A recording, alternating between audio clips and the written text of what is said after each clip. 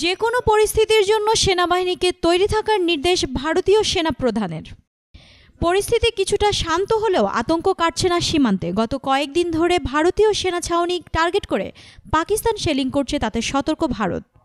বিশেষত পাকিস্তানের যে হামলার কড়া জবাব দিতে পাকিস্তান সীমান্তে মোতায়েন জওয়ানদের সতর্ক থাকতে নির্দেশ দিয়েছে। শুধু তাই নয়, যে কোনো পরিস্থিতি মোকাবেলা করার জন্য তৈরি থাকার নির্দেশ দিয়েছেন সেনাপ্রধান জেনারেল বিপিন রাওয়াত।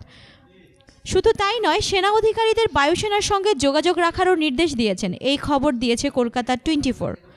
অন্যদিকে বায়ুসেনার পক্ষ থেকে জানানো হয়েছে, পাকিস্তানের দিক থেকে যে কোনো আক্রমণের মোকাবেলা করার জন্য উচ্চ পর্যায়ে প্রস্তুতি চলছে।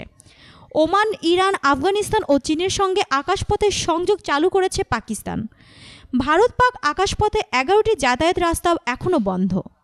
পাকিস্তানের আগ্রাসন চিহ্নিত ও প্রতিহত করার জন্য আকাশপথে কড়া নজরদারি চালাচ্ছে বায়ুসেনা। পাকিস্তানের যে কোনো মুহূর্তে ভয়ঙ্কর কিছু বেঁধে যেতে পারে, এমনটাই আশঙ্কা সামরিক পর্যবেক্ষকদের।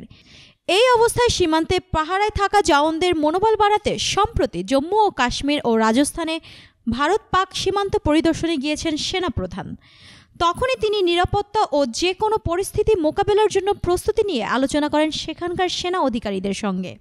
এই বিষয়ে সেনাবাহিনীর পক্ষ থেকে জানানো হয়েছে, ভারতীয় সেনাবাহিনী যে পাকিস্তানের সব রকম অসাধু প্রচেষ্টা মোকাবেলা করতে সক্ষম, সে বিষয়ে আত্মবিশ্বাসী সেনাপ্রধান।